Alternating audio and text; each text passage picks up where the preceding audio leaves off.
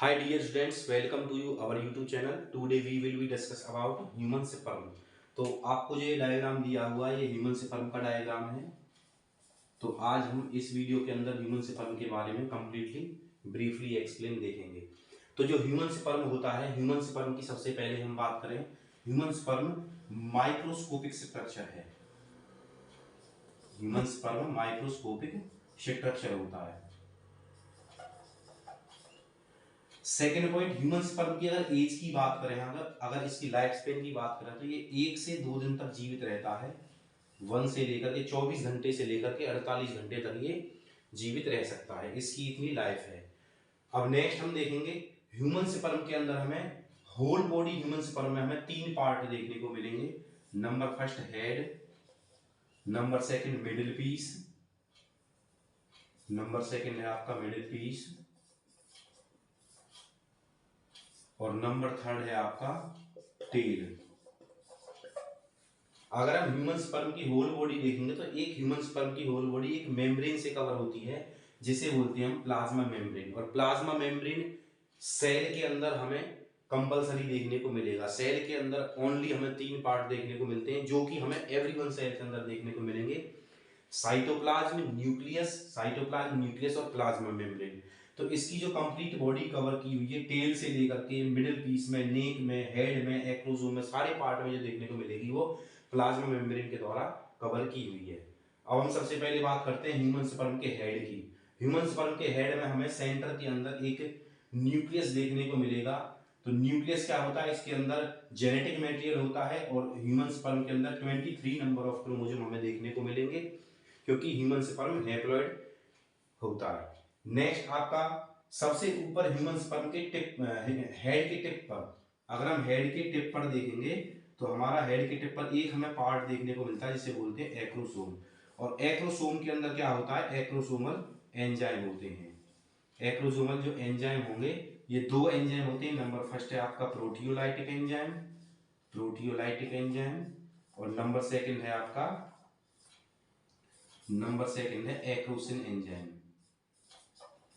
Proteolytic जो enzyme होंगे, जब ओवम रिलीज होता है 14th डे पे, ओवम सेकेंडरी oocyte के साथ में कुछ ग्राफियन सेल्स होती हैं जो कि सेकेंडरी oocyte के साथ में रिलीज होती हैं। तो सेकेंडरी oocyte के साथ में जो ग्राफियन सेल्स हैं वो आगे जाके कोरोना रेडिएटा की फॉर्म में चेंज हो जाएंगी, और कोरोना रेडिएटा के अंदर जो पेनिट्रेशन करने में जो हेल्प करेगा वो आपका प्रोटियोलाइटिक एंजाइम हेल्प करेगा। उसके अंदर जो रास्ता बनाएगा वो प्रोटियोलाइटिक एंजाइम रास्ता बनाएगा। प्रोटियोलाइटिक एंजाइम एक ग्रुप ऑफ एंजाइम है।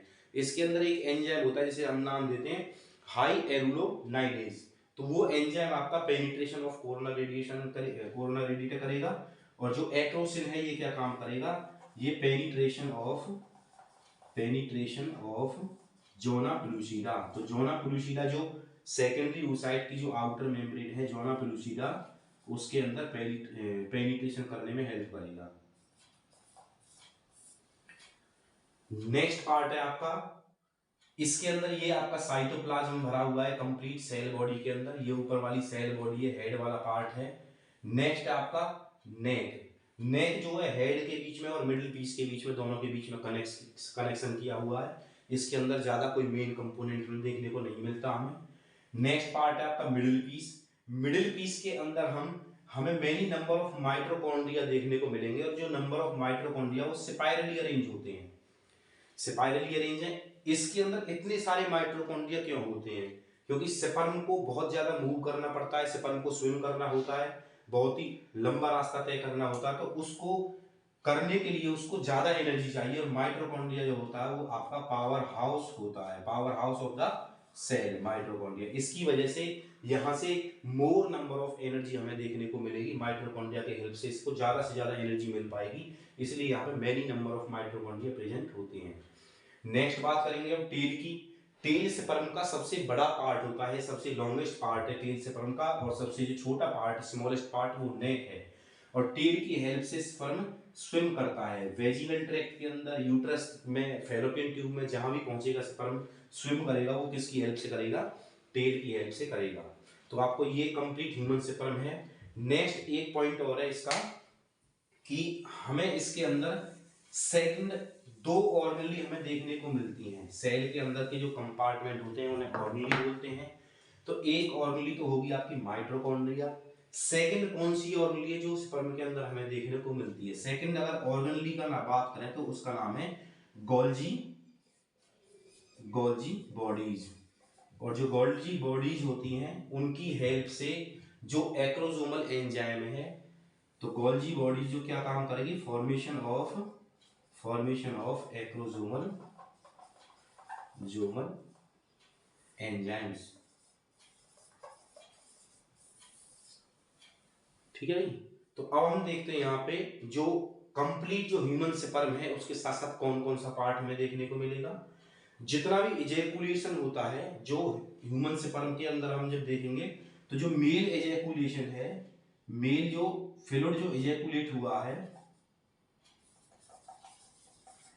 तो मेल इजैकुलेशन 3 से 5 ml हमें देखने को मिलेगा। और 3 से 5 ml जो निकला है उसे हम नाम देंगे सीमन। सीमन क्या क्या होता है? सीमन के अंदर हमें स्पर्म देखने को मिलेगा, स्पर्म सेल होगी, प्लस में सेमिनल फ्लूइड होगा और प्लस में प्रोस्टेट फ्लूइड होगा।